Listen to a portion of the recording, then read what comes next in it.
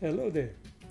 This video is on chapter 6 on normal distribution, and it's right after chapter 5, of course, that we discussed two continuous probability distributions, the uniform and exponential distributions. So this one is about normal distributions. So let's start. So let me get rid of my video, we don't need it, and start working on normal distribution.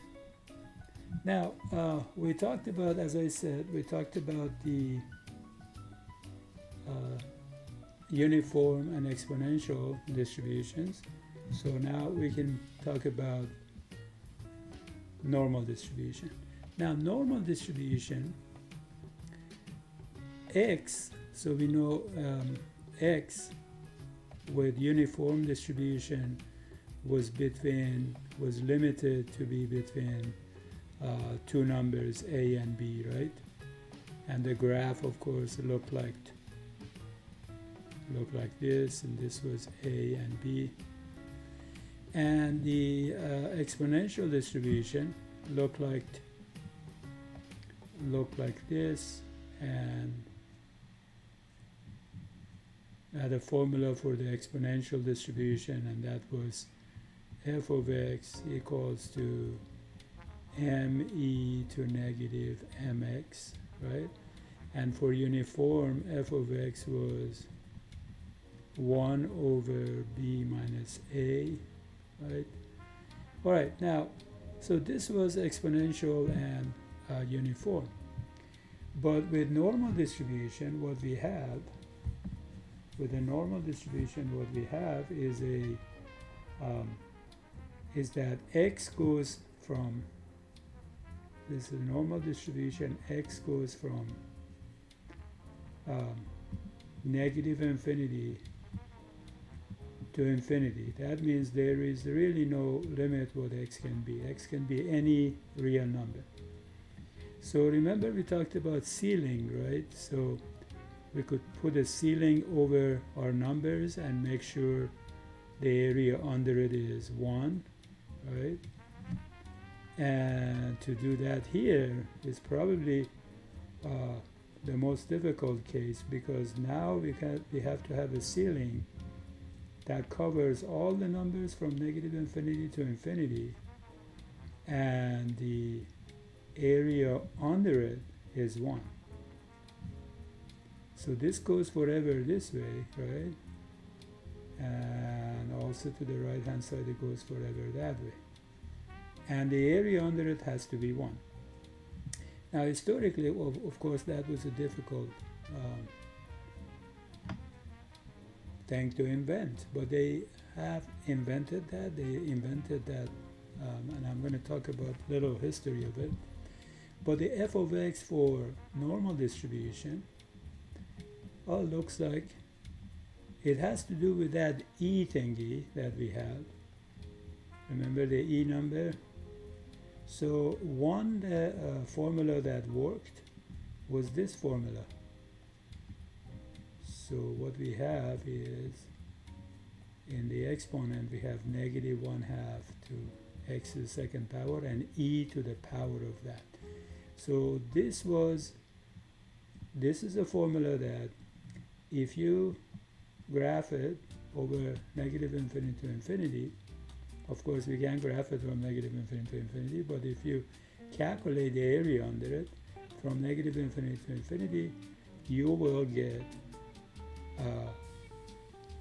1. So of course this comes from calculus. In calculus they find the area using this symbol, and then so this is negative infinity to infinity, and then the function goes over here, so we put 1 over square root of 2 pi, and then e to the power of, e to the power of negative 1/2 x squared, something like that. We're not going to do the calculus here, but if you find this area, you're going to get that this area is 1. All right, so that's normal distribution. So let's talk about it a little bit, okay? So we are gonna talk about normal distribution. Now, this is little history of it. So first of all, the person who first time looked at normal distribution was this guy here, De Moivre, in 1733, De Moivre. And he did that as an approximation to the binomial distribution, which we're going to talk about at the end of this chapter. So remember binomial distribution from chapter 4. So, and remember the calculations are tedious if n is large. So this guy found a way to approximate binomial distribution using this normal distribution. And we didn't know that until 1924. Laplace was another person who worked with normal distribution in 1783, and that was about distribution of errors. And then Gauss, who worked with it extensively. So this type of graph is also called Gaussian distribution after this guy. All right, and so also it's called bell-shaped, the curve, because it does look like a bell. So another name for it is bell-shaped curve, or just bell curve. All right, so that's a little history of it. There is a link here. You can go to the article. All right, so what we're going to do, first of all, we look at the shape of it and the application of it. So first, some application of normal distribution. The normal, a continuous distribution, is the most important of all the distributions. It is widely used and even more widely abused. The graph is bell-shaped. You see the bell curve in almost all disciplines. And some of these are, just name it, any business, economics, sciences, psychology, physiology, sociology, nursing, mathematics. So here is an example. For example, if you ask people what size shoes they wear, and put it on a number line and then graph a histogram, you're going to see that it will look like a bell curve. It will look like a bell curve. So it will look like, so the histogram kind of will look like this of shoe sizes. So most people will have an average shoe size. Some people will have a larger shoes, and some people will have a smaller shoes. But it would kind of look like a normal distribution. Now, this is actually a living histogram of the heights of 143 students at University of Connecticut. And notice that this is kind of a normal distribution, right? Now, some people believe that heights actually has a bimodal distribution. That means comes over here and then comes another mode and it goes this way. But that's just technical thing. But in general, it is normal, as you see. The same is true for weights. Weights are normally distributed, and blood pressure is normally distributed. The cholesterol level is normally distributed. There are many applications of this. Okay, so what does it look like? Well, normal distribution looks like, as I said, is a bell shape, as you see, right? And the peak of it, which is right there, right? That peak is the mean of the distribution. And notice the shape of it. It looks like it goes up like this, and then sometime in the middle it comes up, right? If you think about this number right there, from here is increasing really rapidly, and then after this point is increasing but is with decreasing rate, and then it flattens. You see that? See that? That's what we are trying to do to coronavirus increasing, right? So coronavirus increasing this way initially exponentially, we're trying to what? Slow it down, right? And then at the moment in Italy, they believe they have reached that point because the daily infections are getting smaller. So that means the rate of it is getting smaller. So that means they're after this point. So how long is going to take until they get to the peak? We don't know. Now in the United States, we predicted that it would be at the end of in 2-3 weeks. So let's talk about this. So the middle of it is mu, and if you find that point here, sometimes you can eyeball it. See, there is one here and there is one on the other side. This distance from here to here is 1 standard deviation. That distance is 1 standard deviation. And you know what a standard deviation is, right? So normal distribution has 2 parameters that if we know, then we know the distribution. One is the mean, and the other one is the standard deviation. And the notation for it is this notation, n, right? And then inside parentheses you put mu and the standard deviation. All right. Now, so the formula for it, you know, remember I gave you a formula, and that formula was 1 over square root of 2 pi, and then I said it's e to negative 1/2 x squared, right? But that is the graph of a normal distribution that we call a standard normal distribution. So a standard normal distribution has a mu of 0 and a standard deviation of 1. Now, if this is true, then the graph actually, the f of x is that graph right there, the red one. But of course, normal distribution, the mean could be any number, right? Because mean can be any number, and a standard deviation could be any number. So, of course, positive, the standard deviation is a positive number. So mu can be any number, so that means not all normal distributions will look like this. So this is a standard one. Now, before the invention of technology and computers and calculators, it would be difficult to calculate the probabilities under all the normal distributions. So what they did, they basically did calculations for just that one, and then created tables, right? And they put the calculations in the table, and people looked up the probabilities in a table, because calculations required calculus, and every time you had to use a formula, and then what I described previously. So they had to do that calculus in order to find the probabilities.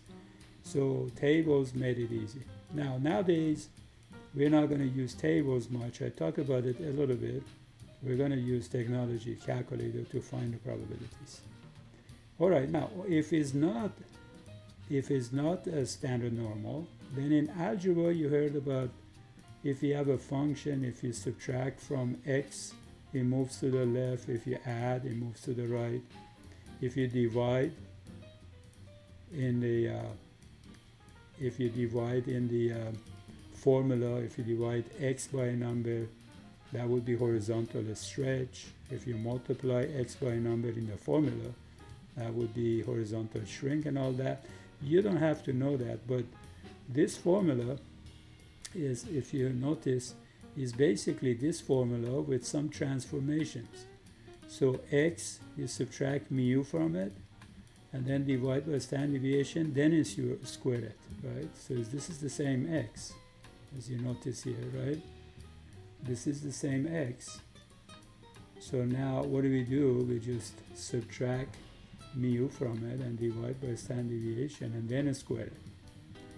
And then instead of 1 over square root of 2 pi, we also divide the right hand side by sigma, which is a standard deviation. And if we do that, then we get a formula for a normal distribution, basically, depending on what mu is and what sigma is. For example, if sigma is 3, then it will look like that. And if mu is 5, so that would be the formula. If mu is 5 and sigma is 3. Okay, and so forth. So let me go here and create a bunch of normal distributions so you can see the effect of mu and sigma on the graph. So this is let me wait for it for a second. So this is mu. As I change it, notice that basically the peak moves to the right and to the left depending on what mu is. The shape of the graph doesn't change. You see that? Now, the standard deviation, on the other hand, notice that the standard deviation changes the shape, right? Changes the shape. The smaller the standard deviation, the narrower the graph is, the bigger the standard deviation. As you see the standard deviation here, the bigger the standard deviation, the more spread out the graph is. And the reason is that the area has to stay 1, the area under it, right? So if you change the standard deviation and make it narrower, the reason it becomes narrower, well, if you make it narrower, it has to be higher because the area has to be 1. And if you make it spread out, then the height has to come down, so the area would be 1.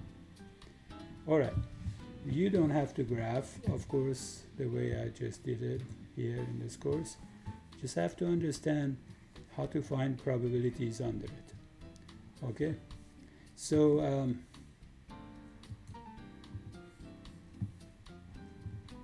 we talked about all that. Now, generally in a face-to-face, if we meet in a classroom, I would ask about your heights and try to graph them and see if they're normally distributed. Of course, we are not, so I just give you some made-up data. And if you graph enough numbers, it's not enough to see the normality of it. So the graph doesn't look as normal as it's supposed to for these only 20 data points for male and female students. And these are in inches, the heights in inches. But I showed you actually a living example, so the heights are normally distributed. All right, so now how do we go about moving from non-standard normal distribution to a standard normal distribution? So if we have a normal distribution that is not a standard normal, we want to convert it to standard normal distribution. How do we do that? Well, we call this X, and we're going to call the standard normal distribution Z. In statistics, Z is used for standard normal distribution. So whenever you see Z, it means a standard normal distribution. So also it's called Z score. So what is Z score? Well, here, let's say the mu is 15, right? Let's say what mu are we given here? The mean of the normal distribution is 5, and the standard deviation is 2. Obviously, this is not the standard. So how do we convert this to standard normal? So what we do is using Z score. So z is number of standard deviations that each number is from the mean. Obviously, the mean is 5. So how far is 5 from 5? Well, is 0. And then we divide it by standard deviation, we get 0. So this mu goes 5 goes to 0. Now, what if we have another number? For example, 11. Let's say 11 is here, right? Because this is 5 in the middle, right? Now 11, how far is 11 from 5? Well, 11 from 5 is 11 minus 5. Well, 11 minus 5 is 6 units. But we don't want to use units that we normally use to measure distances. What we want to use as unit is a standard deviation. So standard deviation is 2 units, the length of it. So think of it, we have a distance of 6 units, right? Distance of 6 units. Let's make that 6 units.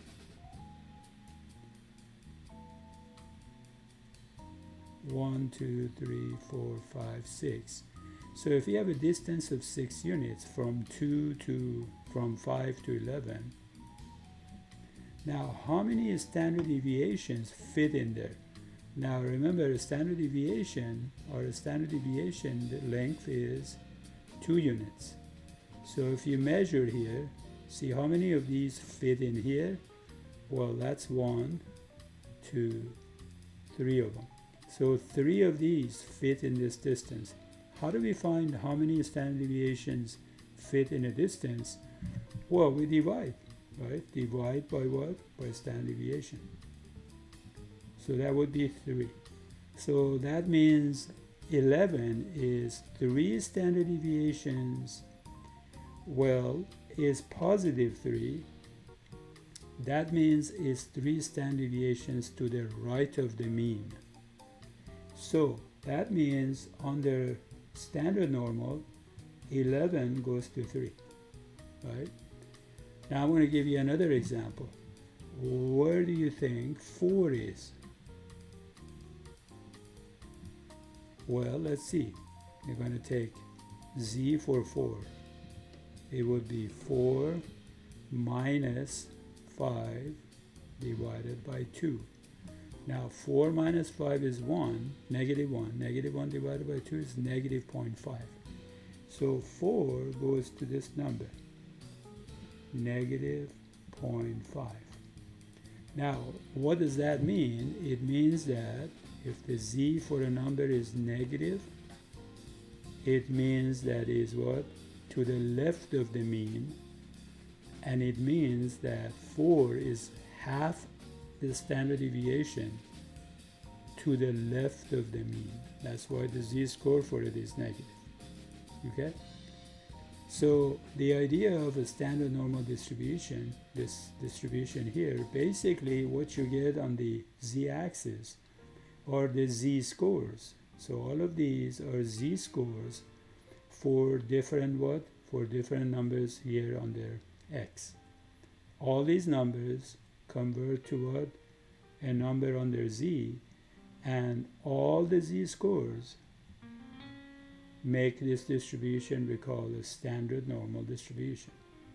So when we say under a standard deviation, we say number 3, it means 3 standard deviations.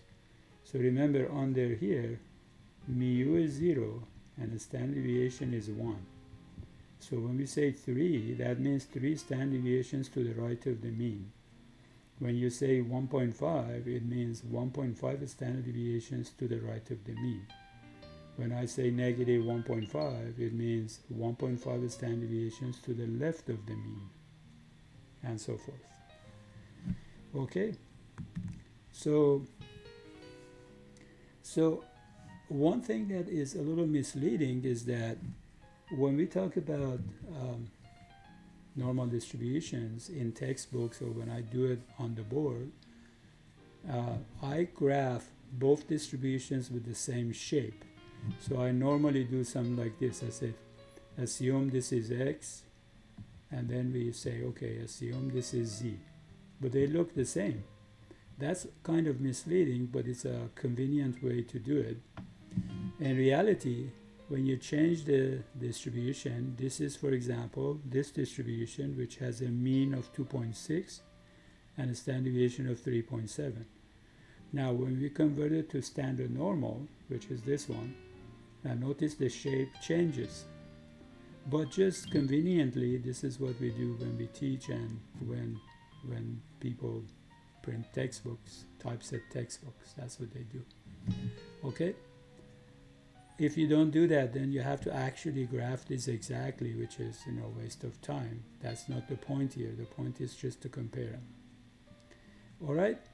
So z-score is defined by that. You take a number, you subtract the mean of the number from it, and divide by standard deviation of the number. The number comes from a set of numbers, right? And that's what it is. So z-score, if it's positive, is number of standard deviations to the right. If it's negative, it's to the left. All right. So again, we did that already, so I'm not going to do it. So here's an example. It says, what's the z-score for what's the z-score of x when x is 1 and x has this distribution? Well, that would be what? That would be x minus mu divided by standard deviation. So in this case, what is x? 1. What is mu? 12. What is the standard deviation? 3. So negative 11 over 3, which is negative 3.67. That means 1 is 3.67 standard deviations to the left of the mean, which is 12, right? The standard deviation is 3, right? So that means if you take that standard deviation, which is 3 units, right, and you measure the distance from 12 to 1, 3 and about 6.67 of that fits in that distance. That makes sense? So 3 of these, 1, 2, let's say 3, and then a little bit more, 6.6 right there. So that's about the distance between 12 and 1. So it's that much to the left of 12. All right. So here we have a program that is weight loss program and is normally distributed. So X is the amount of weight loss in pounds by a person in a month. Use a standard deviation of 2 pounds. X is normally distributed with a mu of 5 and standard deviation of 2. Fill in the blanks. Suppose a person lost 10 pounds in a month. The z-score for 10 is 2.5. Verify that. Okay, let's verify that. So 10 pounds minus, what's the mean? 5, right? The mean is given right there. And then divided by what? Divided by standard deviation, which is 2. So 5 over 2 is 2.5, and that is correct. So we say that 10 is what? This z-score tells us that 10 is how many standard deviations to the left or right of the mean, which is 5. So is 2.5 the standard deviations to the right, because it's positive, of the mean 5. So Now suppose in the same situation with the same distribution,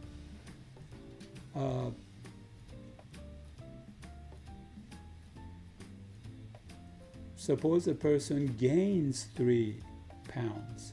Now if the person gains 3 pounds, that's a different story, because now we have to take 3, right, and subtract 5, right?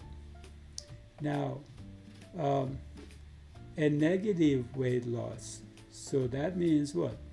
That means here I can't use positive 3, because positive means somebody loses weight. So if positive means losing weight, then gaining weight has to be negative. So the x value for this person is not 3, but is negative 3. And how do we find z-score for that? We take negative 3 minus 5 again, divided by 2, which is negative 4. So that means what? That means that this person, right, the z-score tells you that x equal to negative 3 is 4 standard deviations to the left of the mean. Don't say is negative 4 standard deviations, doesn't make sense. It's 4 standard deviations to the left of the mean. All right. Here are some more examples. Suppose we have two variables, and this is x and this is y. So if x is 17, then z is 2, right? How can we verify that? If x is 17, 17 minus 5 divided by 6 is 2, right? We have to use this 5 and this 6 because this is x.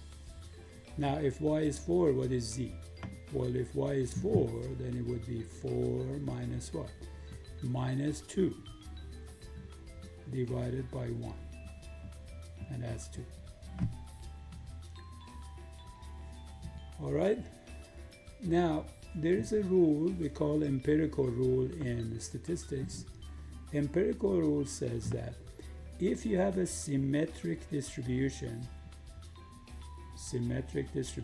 like normal distribution is symmetric, then we can say this. We can say that 68% of the values here, 68% of these x values are within 1 standard deviation of the mean, right? So that's a 1 standard deviation to the right and 1 standard deviation to the left. So that means all the numbers over here, 68% of them are within 1 standard deviation of the mean. That means are between mu plus 1 sigma and mu minus 1 sigma, right? Now obviously if mu is 0, then these are actually sigmas. But if the mu is not 0, then these actually are what? Mu plus 1 sigma. This one is mu minus. This one would be mu plus 2 sigma, and this one would be mu minus. This one would be mu plus 3 sigma. This one would be mu minus. But if you assume mu is 0, these would be 1 sigma, 2 sigma, 3 sigma. So 68% is basically over here, and 95% is within 2 standard deviations, right? 95%. And 99.7% is within what? Within 3 standard deviations, right here. And that's called the empirical rule. Now, you can memorize these 3 numbers, 68, 95, 99.7, or you can memorize the name of it, which is called 68, 95, 99.7 rule. You want to memorize that? Well, actually, I'm just joking. You just have to memorize those 3 numbers, right? All right, so that's empirical rule. So let's see. Again, we assume this is 0. If it's not 0, this would be sig mu plus, mu plus, mu plus, mu minus, mu minus, mu minus, right? Okay, so here about 68% of x values lie within one standard deviation of the mean. So we have a distribution with the mean 50 and a standard deviation of 6, right? So think about this. This is 50 here, and the standard deviation is 6. So 68% of the data will be what? Will be between 50 plus 1/6, which is what? 56, and 50 minus 1/6, which is what? 44, right? So this number right here is 50 plus 6, 1/6, 1 times 6, which is 6, and this number right there is 50 minus 6. That's 68% of the data. And 95% of the data is going to be between what? Now this would be 2 standard deviations. So I have to take 50 and add what? 2 of these to it. So that would be 50 plus 2 times 6, which is 12. So that's 62. And this number right here would be 50 minus 2 times 6. Now 50 minus 12 is 38, right? And then you can calculate. So 95% of the data is between these two numbers, 68% is between these two numbers, and 99.7% of the data is between those two numbers. What are those two numbers?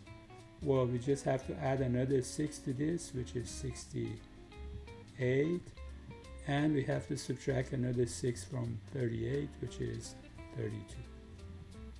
Or just take 50, add 3 6s to it, and then subtract 3 6s to it from it to get that. Okay, so that's the idea, and I just did this for you. You can read it. All right, now the question is, how do we find probabilities under normal distribution, right? So if you have something like this, so for example, if we want to find the probability between 2 and let's say 10 with a mu of let's say 6 or 5, let's say mu is 5 and the standard deviation is let's say 2, something like that. How do we find the area right here? Well, that's easy. All we have to do is what? Just write integral of from 2 to 10, 1 over the standard deviation is 2 square root of 2 pi, and then we do, this is really easy, negative e to negative 0.5, and then we do x minus 5 divided by 2 and a square, and we do dx here, right? No, I'm just kidding. You're not going to do this.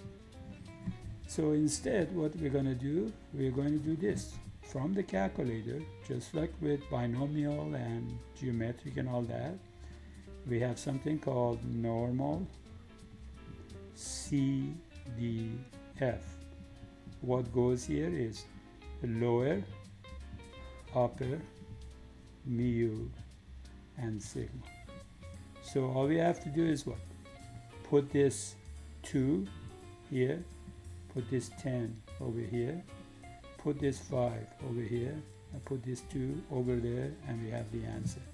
So what is the, let's see, get the calculator. supposed to show up here somewhere. There you go. So what we want to do is this. We want to go to I'll come back here. I want to go to second distribution, and you see the second one is normal CDF. We're not going to use normal PDF in this course, okay? So forget about that. Just normal CDF. So normal CDF, and then what do we want to do for lower here? 2, comma, upper is 10, and standard deviation is, the mu is 5, and the standard deviation is 2. There. 0.926, right? So what does that mean? Well, it means that, where is my pen? Oh, here we go. So it means that this area right here is about so this area right here is about 0.9, what was it, 926? Right there. So basically, calculator is going to use this actually. So what the calculator is going to do is going to take these numbers that we have here, put them in the right places here, and calculate this for you and give you the answer. Okay? So we are going to do the calculations this way. We're not going to use calculus. So let's do another one. What if I want to do the same thing, but this time let me get rid of, I gotta clear all this. So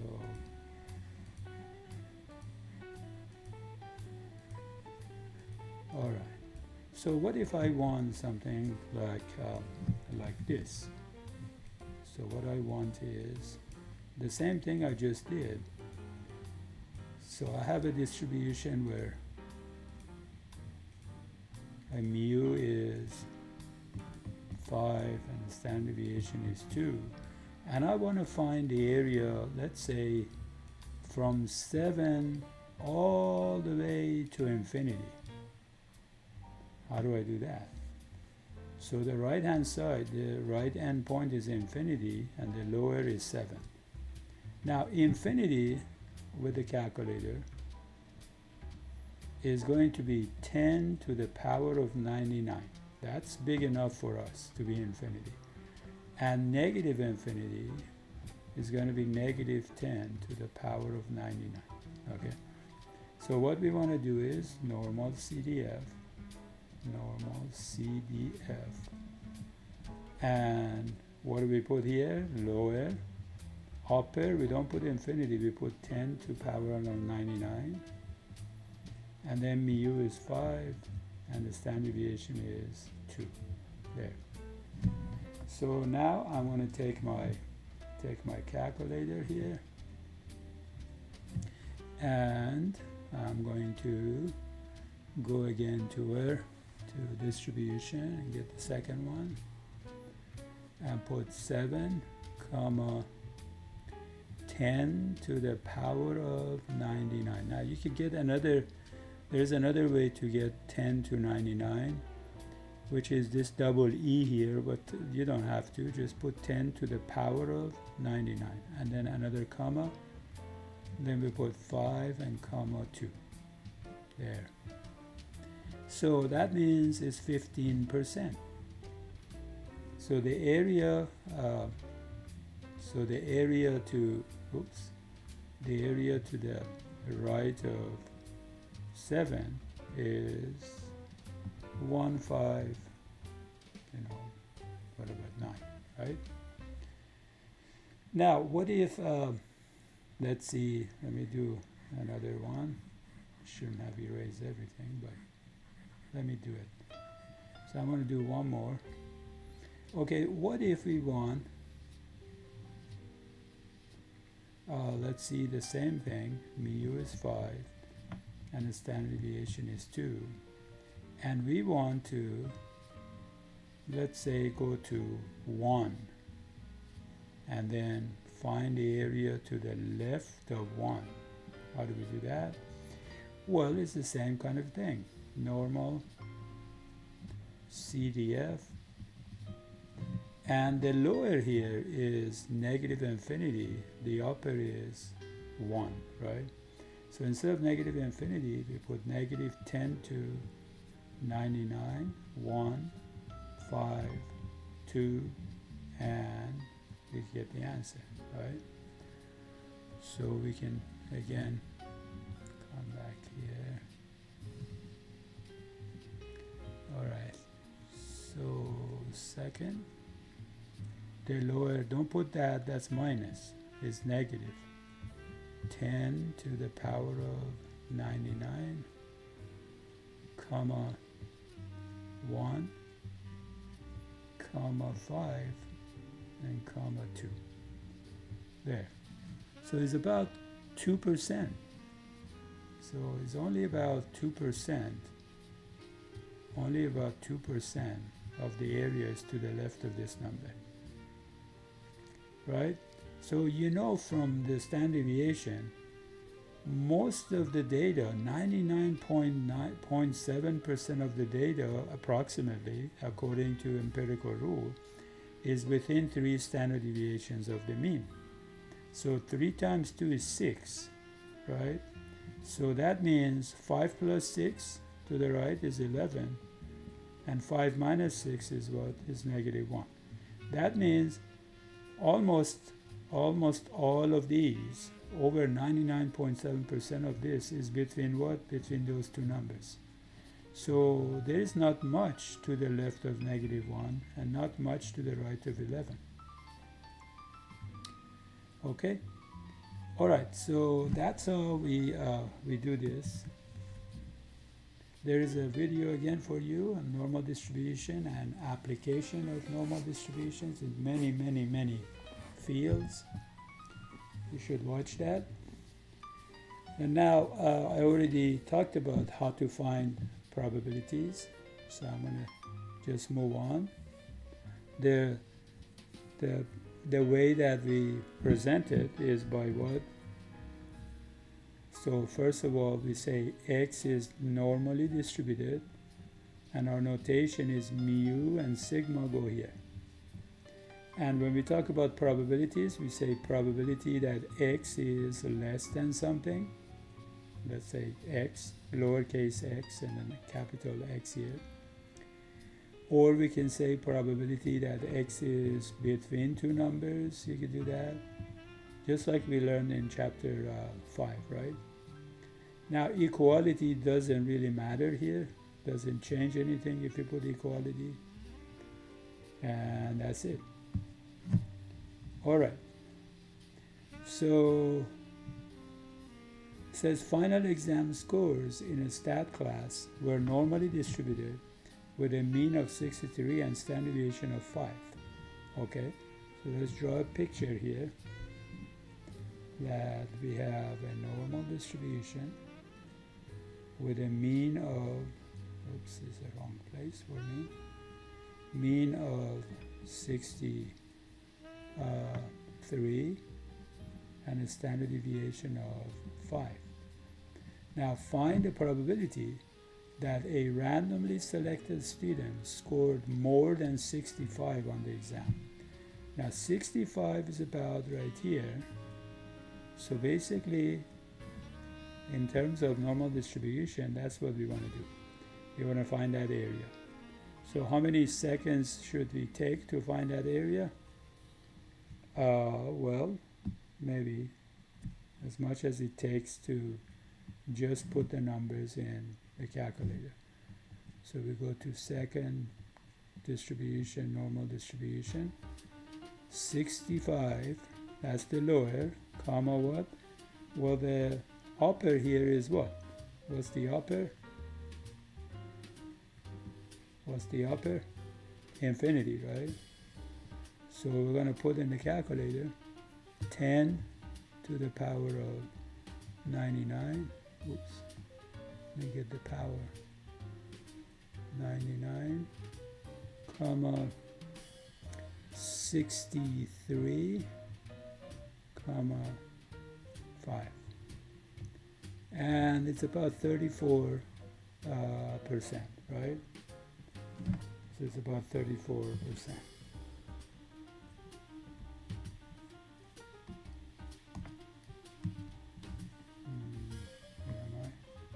There. So it's about 35%.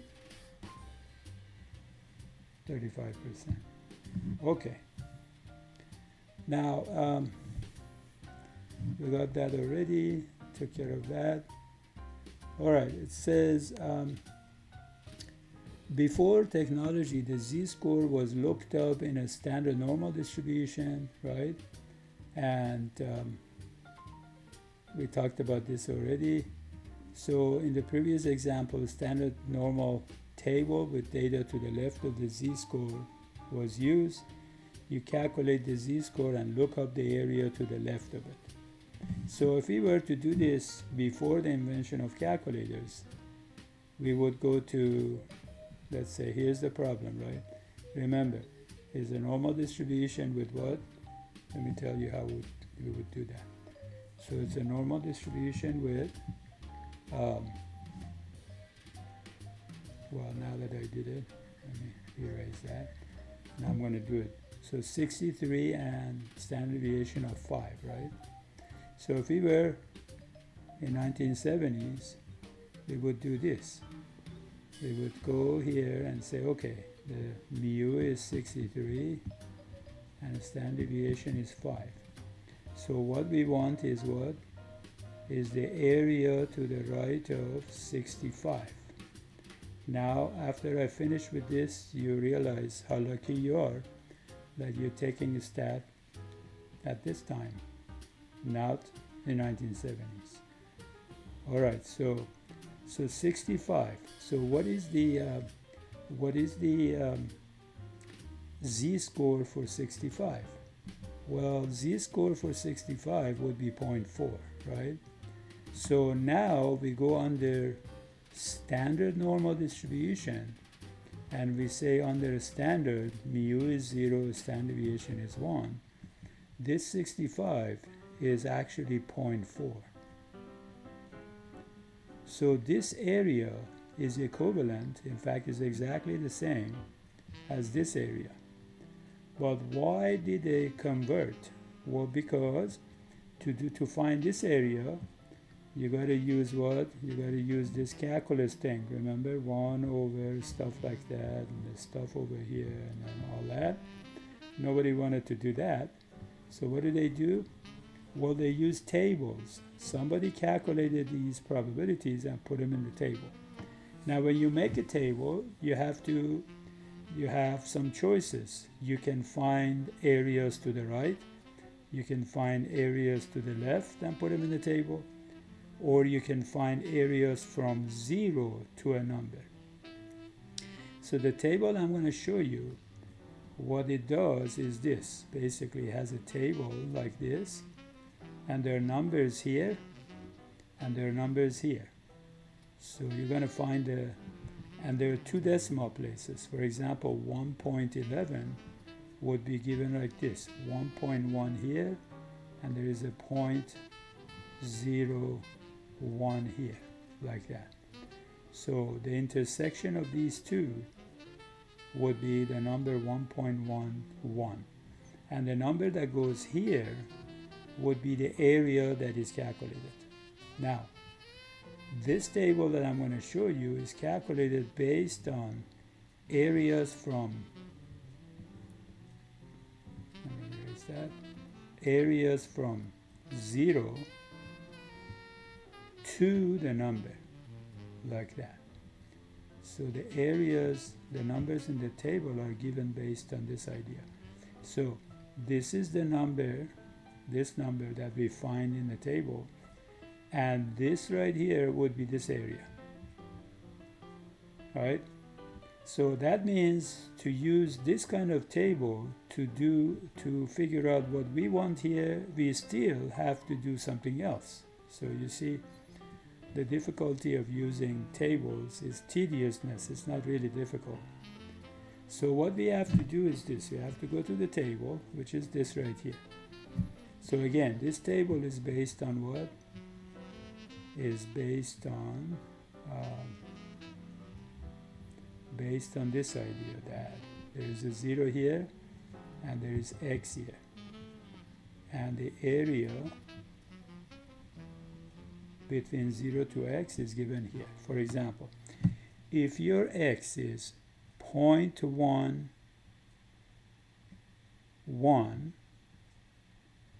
then the area is given by this number. That means from 0 to, so under the standard normal, from 0 to this number, which is 0.11, this area here is what? Is 0.04380, right? 0.04380. That's how the table is calculated. Now, what we want here, what we want is this. We want the area to the right of what? To the right of 0.4. How do we do that?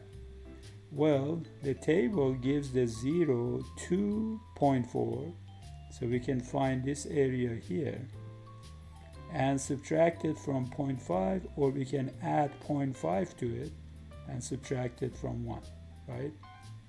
Because this white area here is half of the graph, which is 0.5. And then if we find this from the table and add 0.5 to it and subtract from 1, we get this. So now we go to 0.4 and then 0, because we don't want 0.41, we want 0.40, and that's 0 right there. So the area to the between 0 and 0.4 is given by this number, right? So this number is like 0.15542. We add 0.5 to it, then we get what? We get all of this area here. So all of this area about up to this point, all of that, then we take that and take 1 and subtract that area from it, we get this. So now some tables are given from negative infinity to a number. Some tables are given between 0 and a number. Basically, you're told right here, the key tells you how they created this table. It says area under normal curve from 0 to x, right here. If you click over here, you see the tables. Alright, so that's the use of table, and if you subtract from 1, you see you get the same number we got from the calculator. But you see, all of that didn't add anything to our knowledge of statistics. It was just tediousness to because they didn't have technology to do it. Now we don't really need it. So let's move on. Okay, here it says find the percentile for a student scoring 65 out of 100. So we have the same example where we have a normal distribution, and then the mean is 63 again, and the standard deviation is 5. Now we have a number which is 65 here. Now what's the percentile from chapter 2? We know percentile means what? How much area is to the left of it, right? How much area? We know is less than 1, but how much? Well, basically with normal distribution, you can find the area to the left of 65, and that area is how much? Well, we can use, again, normal CDF, negative 10 to 99, comma 65, comma 63, comma 5. And that's what? That's that. So the probability that a selected student score less than 65 is that, or 65 is about 66 percentile. You know, in percentile we use whole numbers, so you can round up here is closer to 66 percentile. So we say that the percentile for 65 is 66 percentile. That means what? 66% of the scores are below, less than or equal to 65. Okay? Alright, now it says find the probability that a randomly selected student scored less than 85 with a mean of 6. Okay, the same thing. So less than 85 means what? Again, we have a distribution,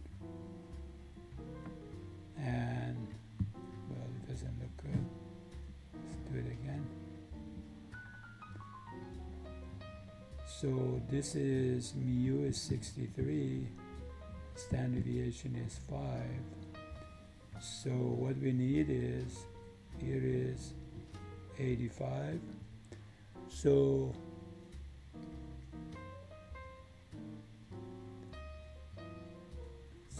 basically is scoring less than 85 is going to be what? From negative infinity to 85. And that's 0.99999. That means almost 100% chance. Almost 100% chance. It's so. And here is another one. It says find the 90th percentile, right? So what does that mean, find the 90th percentile? Well, it means that right here there is a number. Let's say we don't know the number, but we want a number such that 90% of the data is to the left of it. That means this area has to be 90%. Well, the calculus of finding this is even more difficult than calculus of finding the areas. So we're not going to use calculus unless you want to, but I don't think so. We don't want to use calculus. So what we do is we use a calculator. Calculator, remember, has normal CDF, and the syntax for that is lower, upper, mu, and sigma. We don't want that, because that is finding areas. We don't want to find areas. We are given area. We want to find that number right here that has this much area to the left of it. Well, calculator has a feature that can do this for you, and that's called inverse normal. And what goes in there is the area to the left, and then mu and sigma. There. So let's get the calculator, and we want to go to that feature and find that number. So we go to distribution and second distribution, normal, inverse normal, right there. And what we put is area to the left, comma, in this case is 63, comma 5. There. So 69.4. 69.4.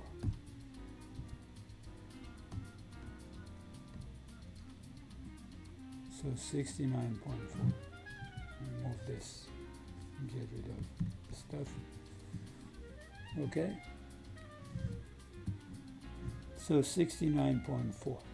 So calculator has two formulas that you can use, two functions. One is normal CDF and one is inverse normal. If you're given numbers, you want to find areas, you use normal CDF. If you're given area to the left and you want numbers, you use inverse normal.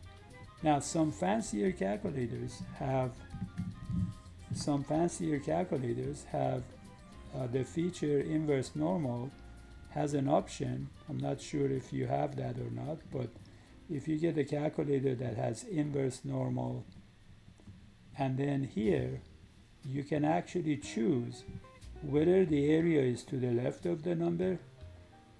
So you have something like this. So you're given area to the left and you want to find k. So we pick left here. So it gives you an option. There is left, center, and right. So if somebody asks you a question, what is a number that has the certain area to the right of it, then you pick right. And if somebody asks you, what are two numbers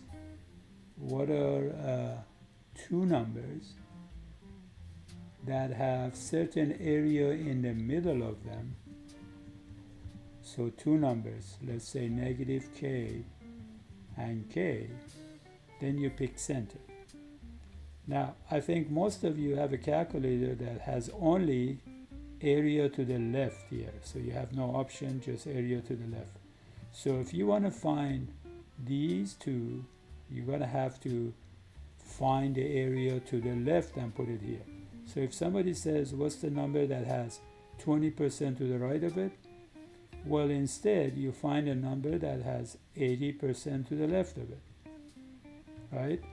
Because that's the option we have. If somebody says, what are two numbers that have, let's say, 90% in the middle? Well, if it's symmetric, this is symmetric, right? If 90% is in the middle, then how much is left for the two tails? 10%. So each of them takes 5%. So instead of finding these two numbers at the same time, we just find that number. And this one would be just the positive of this number. So how much area is to the left of this number? 5%. So that's how we use this. All right. So suppose that again says the average number of hours a household personal computer is used for entertainment is 2 hours per day, assuming the times for entertainment are normally distributed and the standard deviation for times is 0.5. Find the probability that the household personal computer is used for entertainment between 1.8 and 2.75. Very easy. You draw the distribution, and we know the mean of it is what? Is 2 hours, right? It's right there. And the average number of hours a person is used for, is 2 hours. Assume the times for entertainment are normally distributed with standard deviation of 0.5. Okay, so standard deviation is 0.5.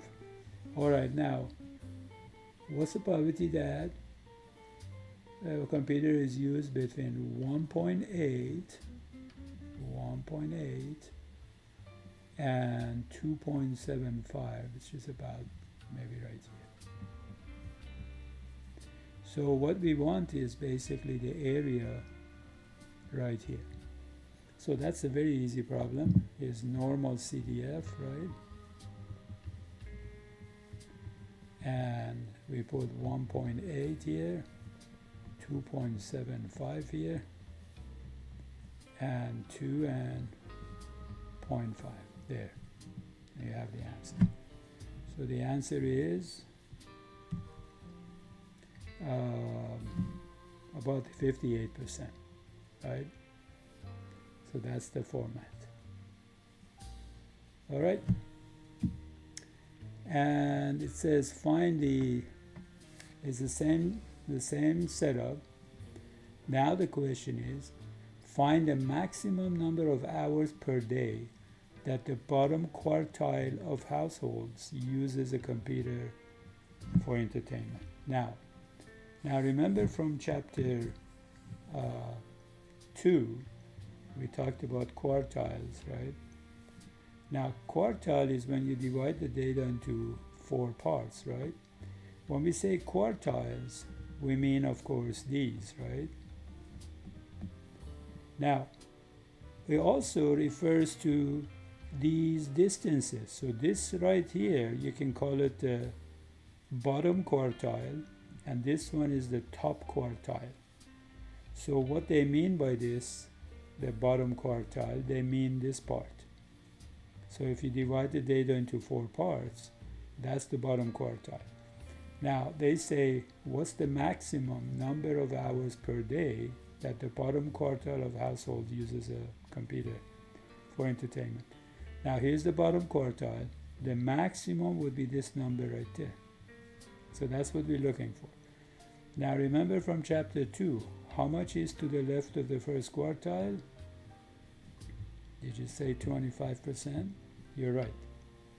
So that's what we want to do, okay? So let's do that. So we're going to take the inverse normal, right? So here is the distribution. The mean of it is 2, and the standard deviation is 0.5. So what we want is this number right here that has how much to the left of it? 0.25.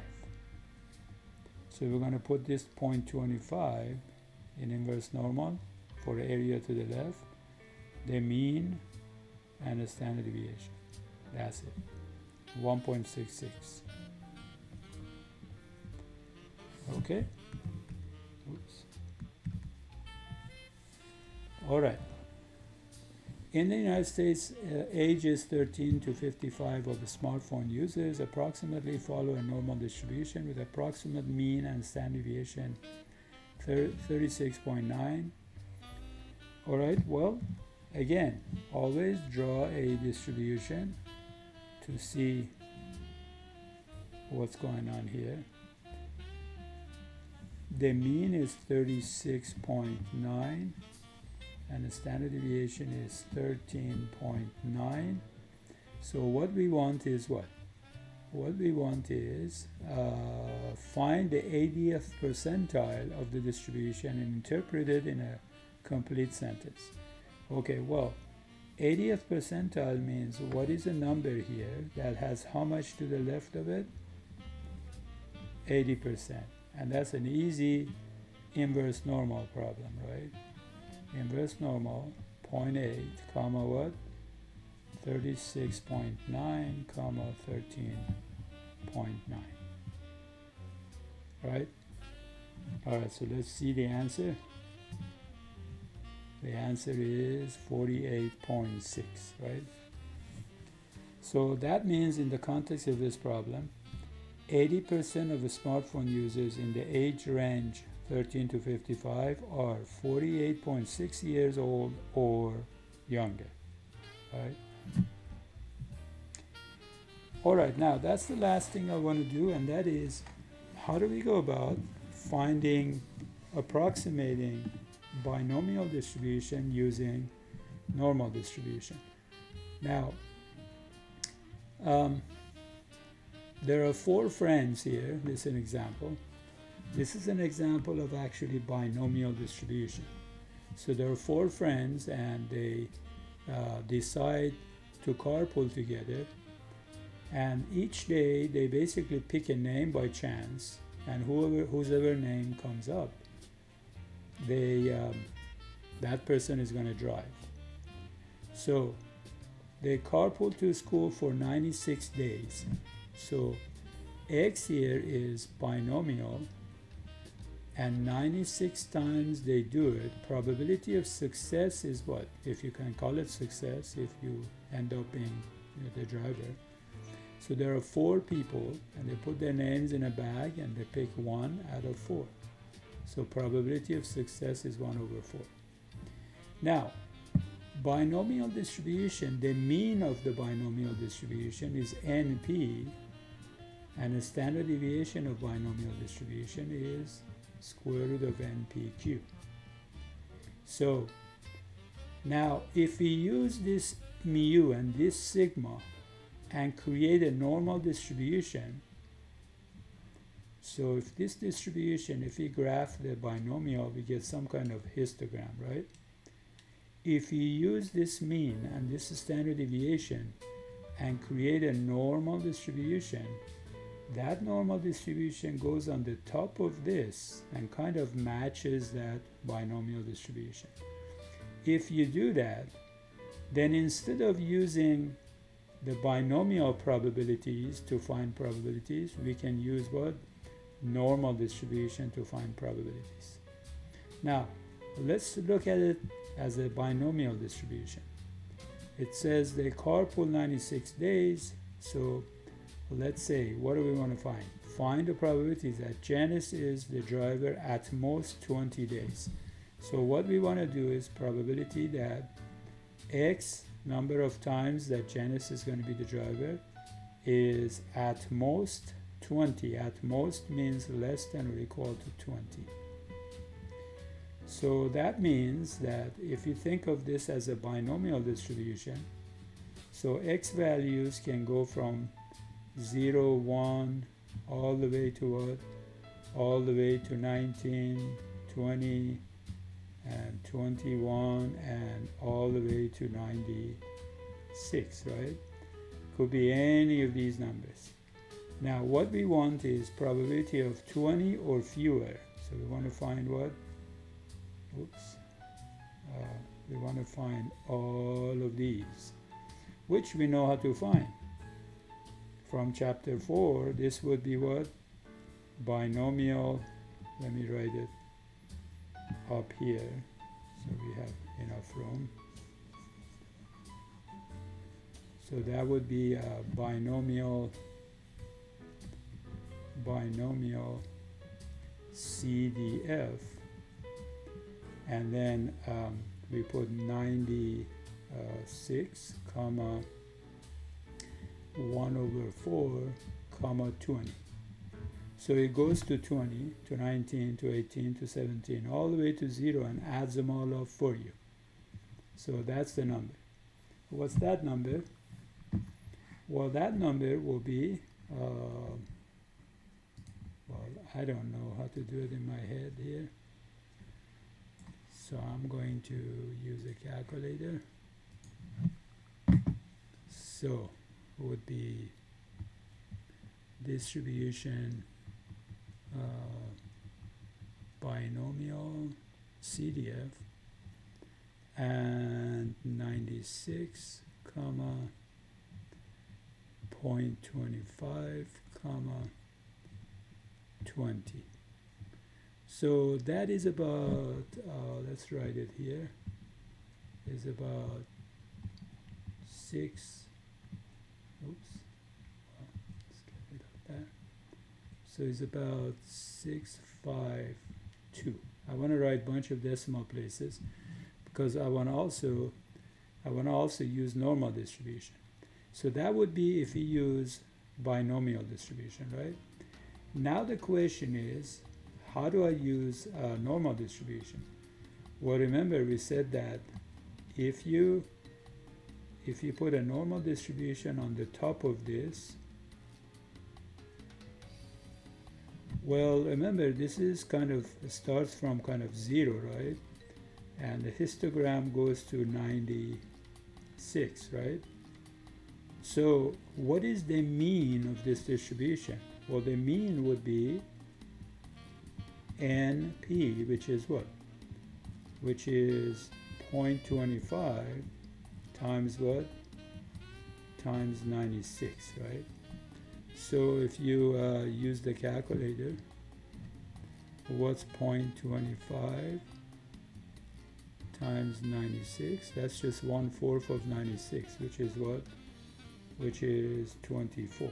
So mu is 24 for our normal distribution, and the standard deviation is going to be, well, it's going to be square root of, right, n, which is 96, times p, which is 0.25, q is 1 minus 0.25, so it's 0.75. So the standard deviation, which is square root of npq, is going to equal to standard deviation is going to equal to 4.24 something, right? 26, something like that. Okay, so now if I want to use the normal distribution, the problem is that well, we know the mean of this normal distribution is going to be 24, and we want 20 or less. So 20 or less would be area to the left of 20. But remember, in normal distribution, it doesn't matter whether we have 20, whether we have equal sign or not, right? So when I say probability of x is less than or equal to 20, that equality doesn't really matter for normal, but it does matter for binomial. So what we have to do is, on the number line, if this is 20, this is 21, and this is 19, we have to go to the right of 21.5, just by convention, and then find the area to the left of 20.5, not 20. So we are going to do it with binomial, with the normal distribution. We're going to go to normal, right? CDF, and we want to put lower is going to be negative 10 to 99. I'm going to show you this one more time. It's right here, but I'm just going to explain it here. So that would be 20.5, and the mean is 24, and the standard deviation is 4.2426. Now, I'm not going to use these numbers here. I'm going to use the exact numbers and let the calculator do the rounding. So I'm going to go to normal CDF. My lower is negative 10 to the power of 99, and my mean, my upper is 20.5, and my mean is 24, is exact. By standard deviation, you know what I'm going to put? I'm going to put exactly square root of 96 times 0.25 times 0.75. So this way I take advantage of all the power of calculator. So the answer that I get is what is, well, is 0.20469, and you compare this to that, and that's exactly what De Mover, that mathematician, remember we talked about, who came up with this normal distribution first time, that's the way he used it to calculate this kind of distribution, binomial. You see, that's a pretty close kind of number, right? Up to third decimal place is good. So the